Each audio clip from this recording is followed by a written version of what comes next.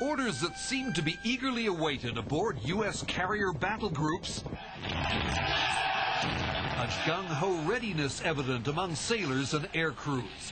Make no mistake. When the president says go, look out. It's hammer time. Okay? It is hammer time. Of our efforts to take the Al-Faw Peninsula in the south of Iraq when this tragedy occurred. It underlines the dangers facing our forces as they carry out their mission to bring down Saddam Hussein's regime and disarm Iraq of weapons of mass destruction. The Ministry of Defense are continuing to establish exactly what happened and to contact the families of those that have died.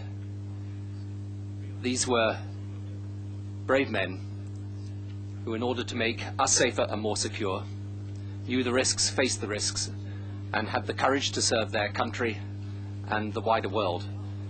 We owe them an immense debt of gratitude, and our thoughts and prayers are with their families. Jeff Foon in the House of Commons and the UK commanders in the field have been giving details of the continuing military campaign, which, this tragedy notwithstanding, appears to be going well. We have already taken the Al-Faw Peninsula. Our forces have been involved in securing oil installations to prevent the threat of deliberate ecological disaster.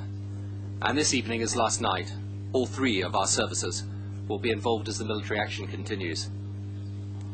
There are signs of continuing Iraqi desertions and disagreement and division at all levels of the regime, but I should warn that our forces will face resistance and that the campaign necessarily will not achieve all its objectives overnight. It's important to emphasize that. Let me repeat, however, that I believe that the course of action that we are taking is the right one, and we must see this mission through to the end. Well, coalition forces have been pouring into Iraq from Kuwait. Advance units have travelled for more than 9 hours inside Iraqi territory, up to 200 kilometres, says one report. The US 7th Cavalry Regiment, using Abrams tanks, is said to be virtually unimpeded as it moves swiftly across the southwestern desert towards Baghdad.